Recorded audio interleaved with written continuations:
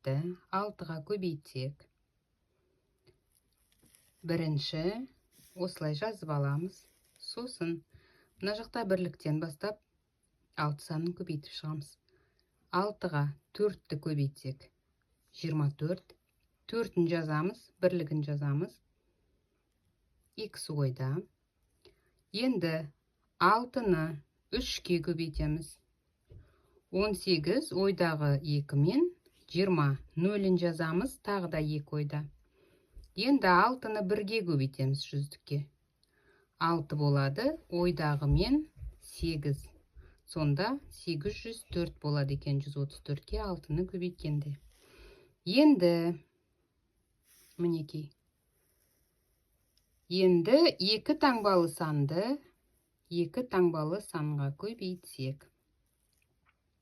Мысал ретінде 47 мен 36